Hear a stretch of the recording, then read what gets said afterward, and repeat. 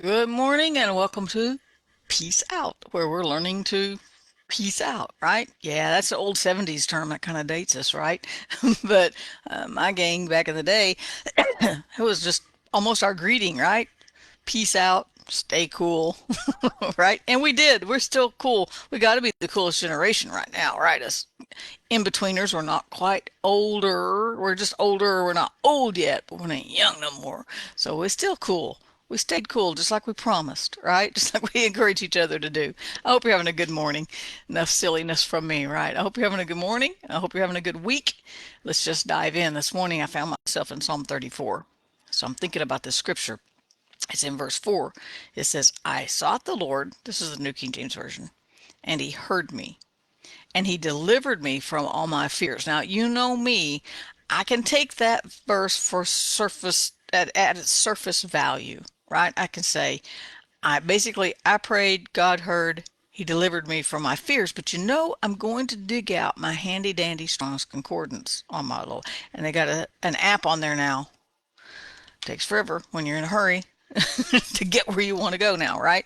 And so, because I looked it up and I thought, okay, the first thing I did is I just thought about that scripture. And sometimes we get so caught up in just getting a whole bunch of chapters read that we don't just let it kind of saturate into our being a little bit. That's called meditation. That's a nasty term to Christians today. But David said, let the words of my mouth and the meditations of my heart be acceptable unto you. Our brain's going to be on something. Our brain is on something from the time we wake up to the time we go to sleep, whether it's on what we're afraid of or whether it's on work, or our brain is working that. God made it to work.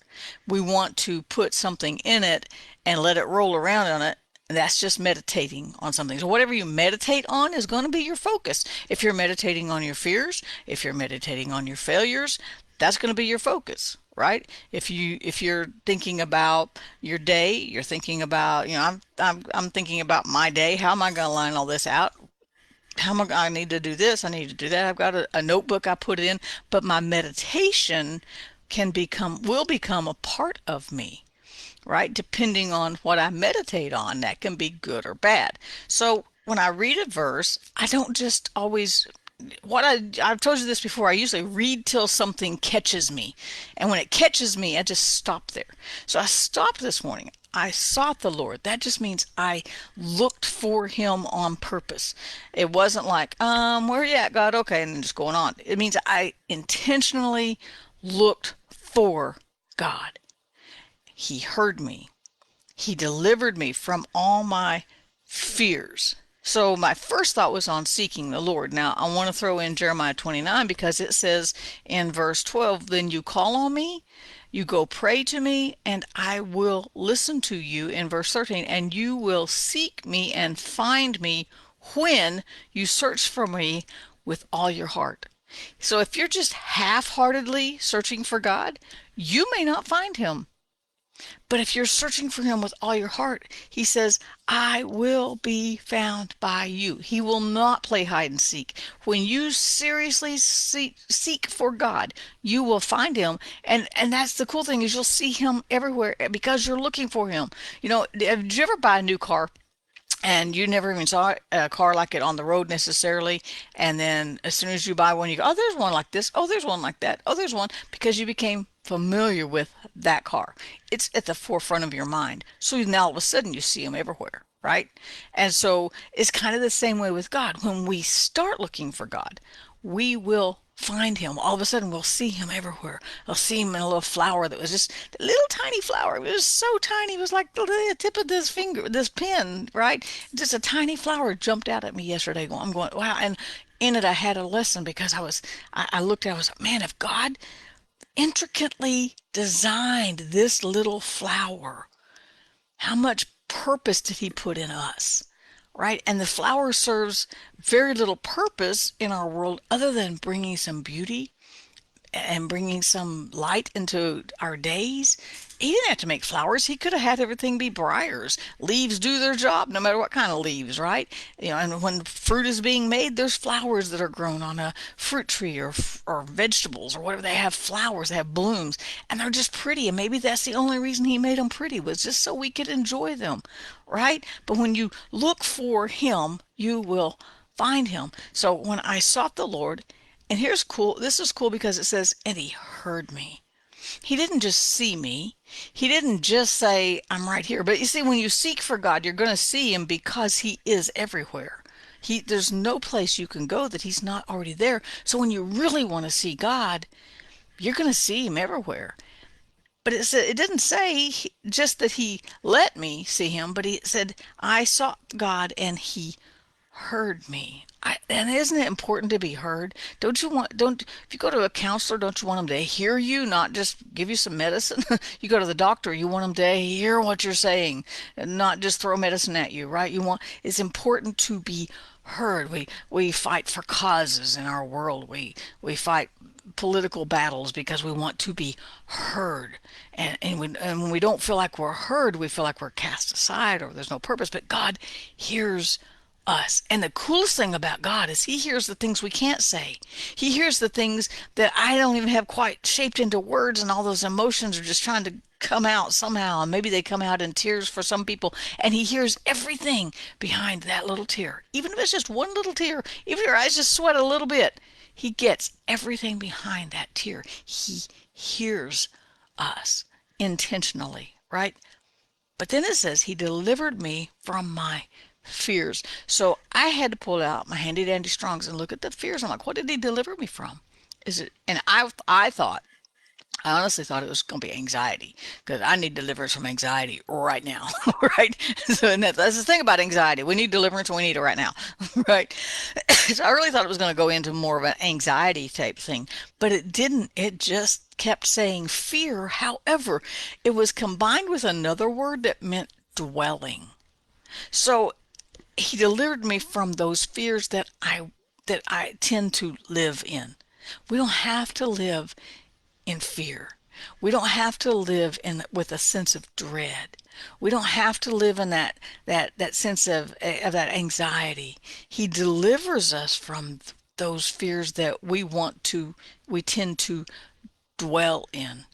We don't have to have a house of fear anymore because we've got faith, because we've sought God. And he, not only did we find him, because we'll find him if we're really looking for him, but when we found him, we realized that he heard our heart. If it was only just to be heard, just to be seen, he sees us, he gets us. I love that about God, because he gets us. And the cool thing about him getting us is he doesn't throw us away. Because some people, when they get me, then they're gone, right? It's like, oh, you're too weird for me, you're too anxious for me, you're too high strung for me, you're too whatever, you know. And God doesn't do that. He doesn't get surprised. He gets us, and then he doesn't go, what? He's like, he gets us, he loves us, and he doesn't want us to live in fear. See, this could have said anything. And he delivered me from poverty. He delivered me from sickness.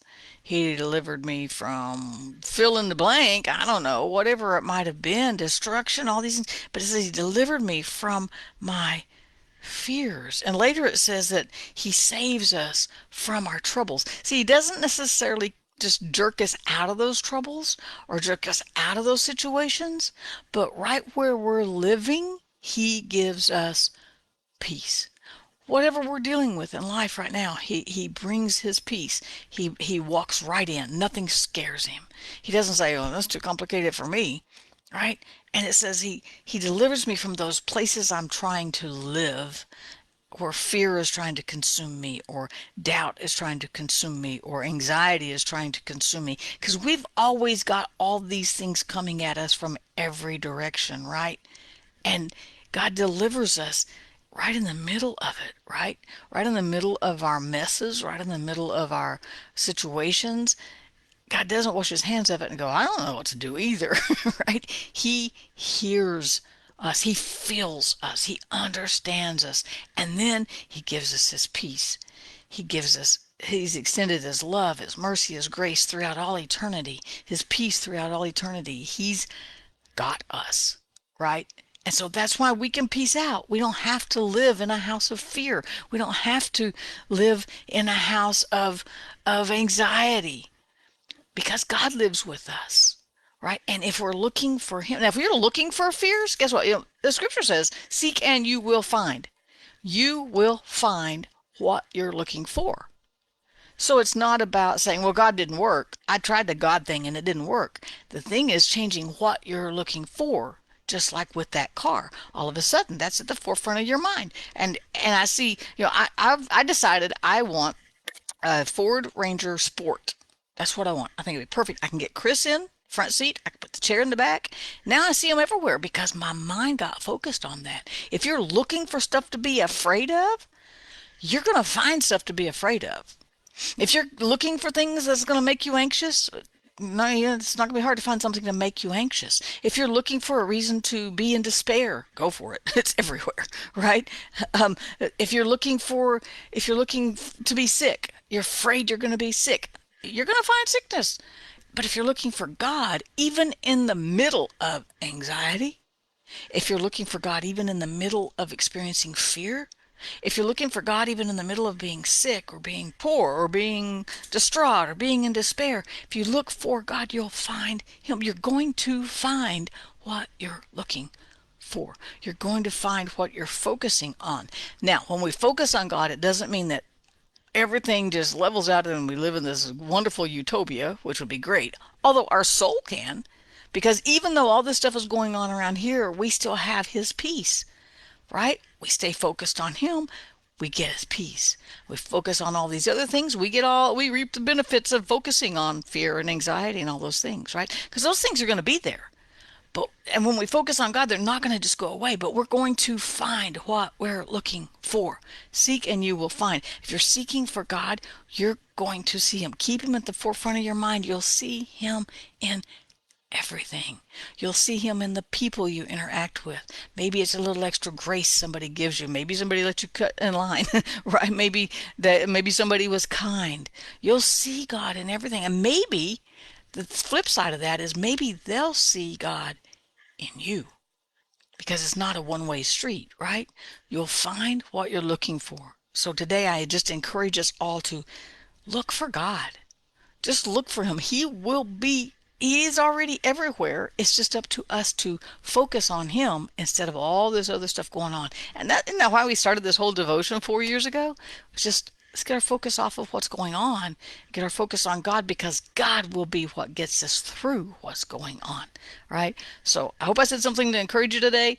I've got to shift my focus today because I got a bunch of stuff going on right this minute, right? So I hope I said something that encouraged you. Just remember, seek him. And we don't have to live in fear. We don't have to live in despair. We don't have to live in those things, anxiety, right? Because we're going to shift our focus to the one who's got us. And he's right here. We'll see him everywhere. Have a great day. Peace out. God's got you. I'll see you tomorrow.